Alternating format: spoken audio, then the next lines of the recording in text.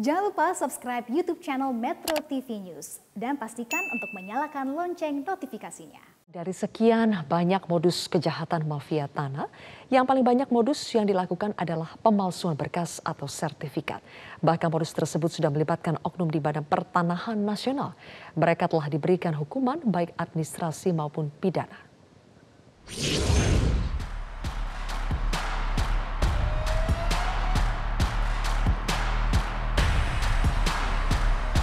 Aktris Nirina Zubir tak bisa lagi menahan emosi ketika dipertemukan Riri Kasmita, mantan asisten rumah tangga ibunya yang diduga menggasak tanah senilai 17 miliar rupiah.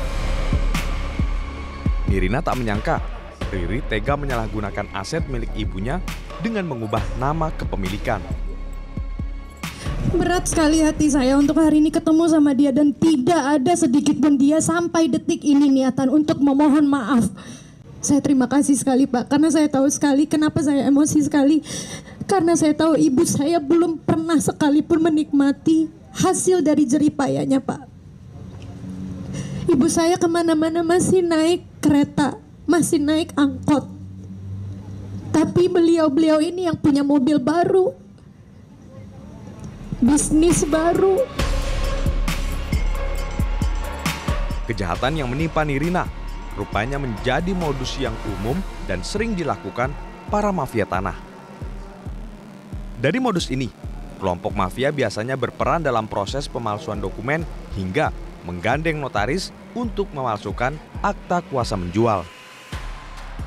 Maka tak mengherankan, dari 305 kasus yang dipantau Satgas Anti Mafia Tanah, pemalsuan dokumen menjadi modus operandi terbanyak. Modus lainnya seperti kejahatan penggelapan atau penipuan, pendudukan ilegal tanpa hak, serta jual beli tanah sengketa. Bahkan yang sangat mengejutkan, ada oknum BPN yang terlibat dalam kasus pertanahan. Karena banyak kasus-kasus mafia tanah itu juga ada menyangkut tindak pidana korupsi karena menyangkut aset negara, aset BUMN, atau korupsi yang melibatkan aparat ASN yang dimana itu selama bekerja sama misalnya oknum-oknum tertentu. Kasus yang diduga melibatkan mafia tanah kini terjadi di beberapa tempat di tanah air. Wilayah yang dipilih Presiden Joko Widodo sebagai ibu kota baru negara, tepatnya di Kabupaten Penajam Pasir Utara, bahkan disebut-sebut sudah dimanfaatkan gerombolan mafia tanah untuk mengeruk uang.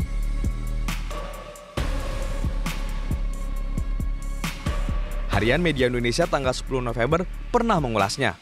Saat itu, Jaksa Agung Muda Bidang Tindak Pidana Umum Kejaksaan Agung membeberkan modusnya, yakni merekayasa sengketa seolah-olah ada sengketa kepemilikan melalui jalur pengadilan. Praktik-praktik busuk itu jelas pantang dibiarkan.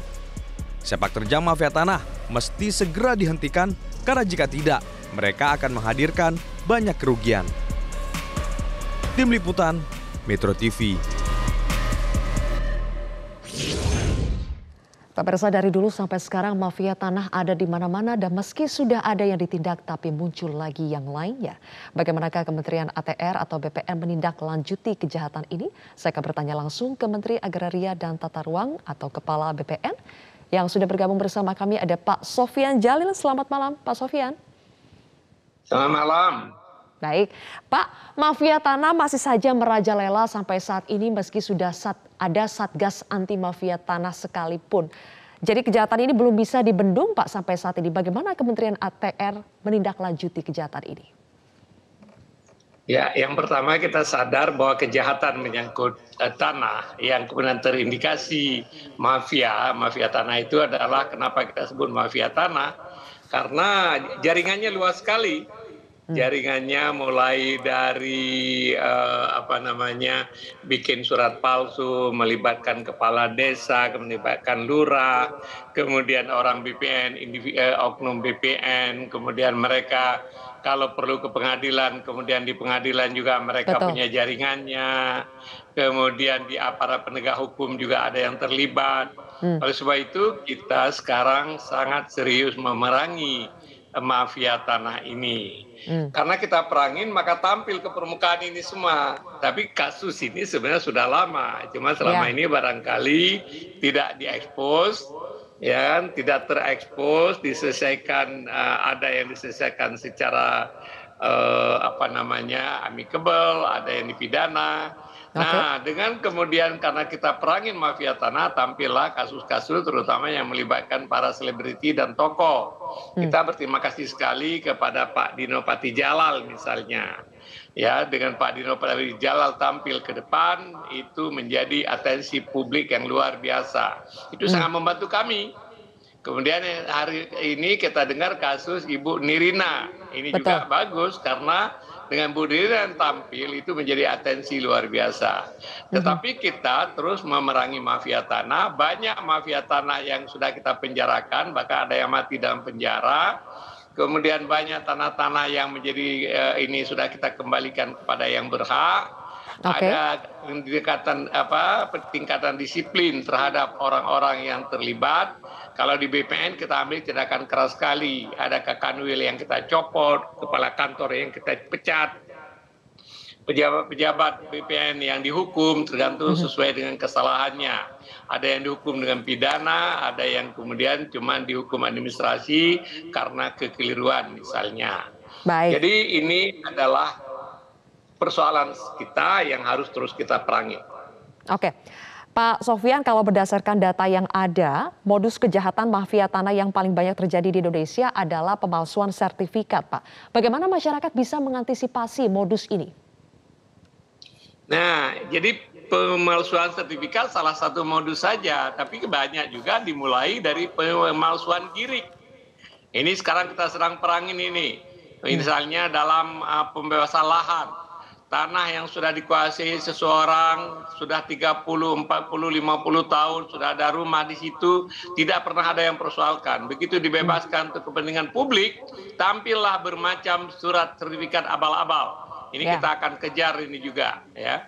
Jadi pemalsuan girik, pemalsuan surat keterangan tanah, pemalsuan ini palsu memalsu ini jagonya ini para penjahat ini, termasuk memalsukan sertifikat. Memasukkan sertifikat biasanya ini orang-orang yang mau menjual tanah atau jual rumah naif.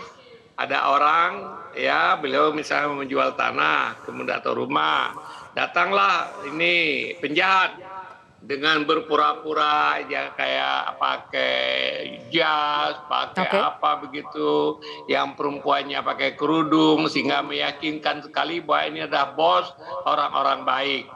Kemudian kadang-kadang dia kasih uang dulu panjang 500 juta, harga tanah misalnya 20-30 miliar, minta sertifikat untuk dicek ke BPN.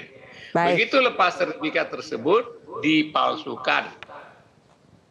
Oke, Pak Sofyan, dengan begitu banyaknya ragam modus mafia tanah ini, seringkali kan korban terlambat menyadari kalau mereka sudah menjadi korban. Seringkali mereka terlambat menyadari aset mereka sudah disalahgunakan. Adakah cara, Pak, agar korban bisa segera menyadari kalau aset mereka telah disalahgunakan oleh orang lain? Yang pertama kami menghimbau kepada masyarakat hati-hati, terutama jangan melepaskan sertifikat itu kepada orang yang tidak dikenal atau bahkan kepada yang dikenal. Kasus Bu Nirina ini justru yang dikenal pelakunya, ya kan? Mungkin entah masih keluarga atau pembantu rumah tangga, ya. Tetapi yang paling penting hati-hati.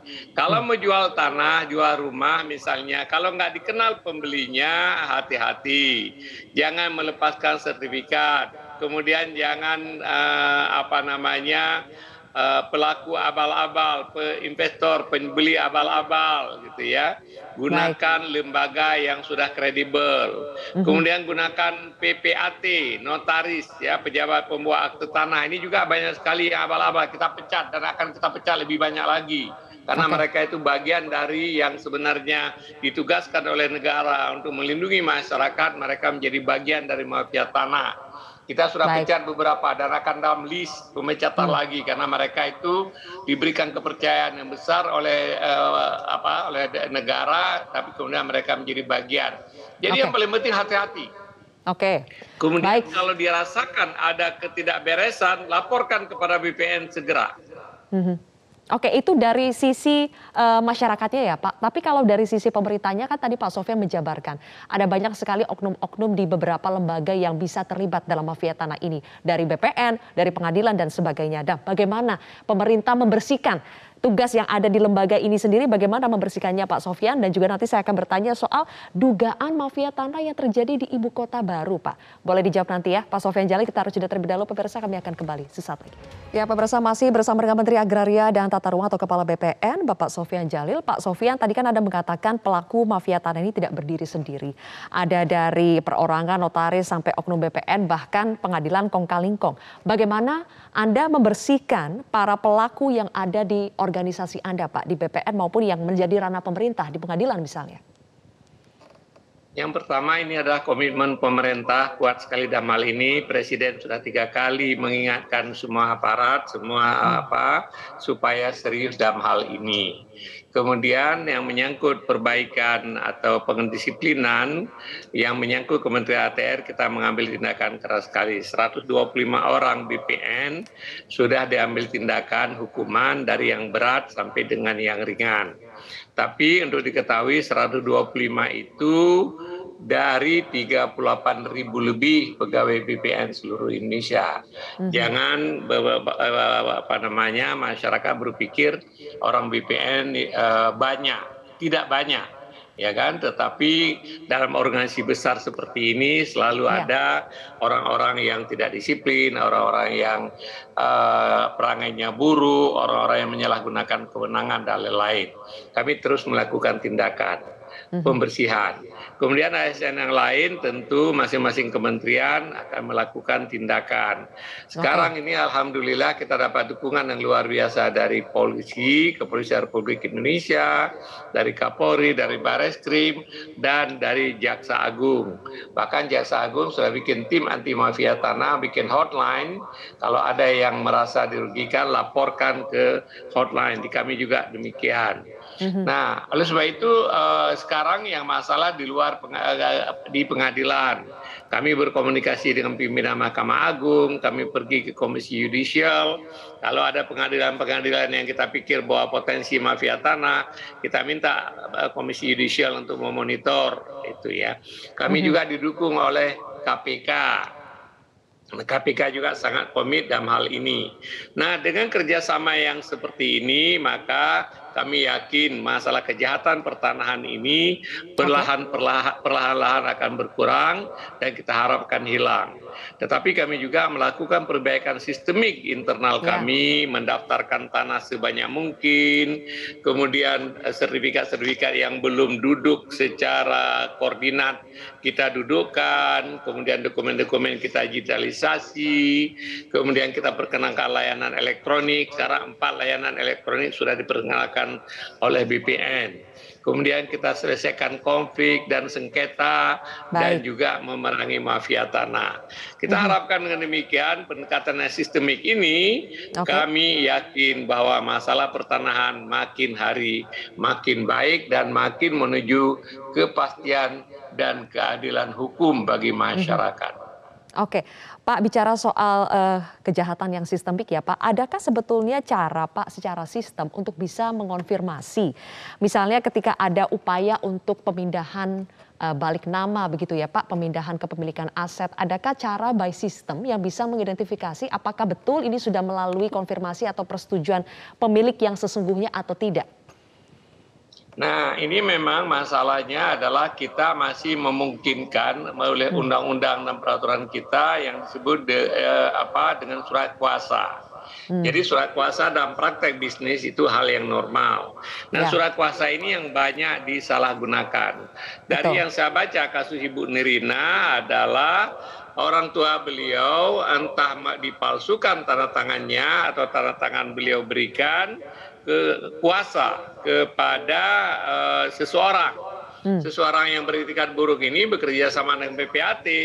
Kemudian semua dokumen disiapkan oleh PPAT datang ke BPN. BPN cuma punya kewenangan membuktikan kebenaran formil. Kita tidak bisa mengecek apakah surat kuasa itu benar atau tidak, ya kan? Nah, oleh sebab itu sampai saat ini selama kuasa masih dibenarkan itu sangat sulit. Namun kalau kita keras, PPAT yang terlibat yang seperti ini kita hukum, orang BPN kita hukum, akan lebih hati-hati mereka. Ya. Nah, ke depan memang kita akan menuju digitalisasi. Dengan digitalisasi bakal suatu saat mungkin kita akan perkenalkan teknik-teknik yang advance di dalam bidang digitalisasi, sehingga dengan demikian kita bisa antisipasi. Hari ini kami perkenalkan misalnya sistem sentuh tanahku. Bisa dengan handphone ini masyarakat bisa ngecek tanahnya. Apakah tanahnya ada peralihan atau tidak, ya kan? Jadi sudah lebih baik. Kemudian aplikasi juga sentuh tanahku ya, Pak? Sentuh tanahku bisa di-download di internet. Baik. Ya. Terus kemudian untuk memudahkan masyarakat supaya tidak terlalu tergantung kepada memberikan kuasa, masyarakat bisa pergi ngurus sendiri. Kita siapkan karpet merah kepada orang yang mengurus sendiri. Kemudian juga kita memperkenalkan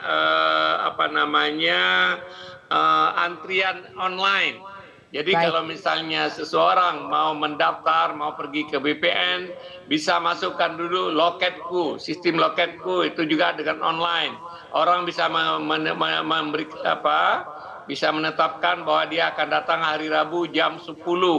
Apa persyaratan yang harus itu bisa di-download juga di internet. Itu juga bagian-bagian upaya kami untuk mengurangi kemungkinan terjadi kejahatan dalam bidang pertanahan. Oke, baik. Upaya untuk menutup celah kejahatan di pertanahan ya, Pak. Kemudian Pak Menteri, sejauh mana Kementerian ATR menindaklanjuti adanya mafia atau dugaan mafia tanah di ibu kota baru, Pak, Kabupaten Penajem Pasir Utara?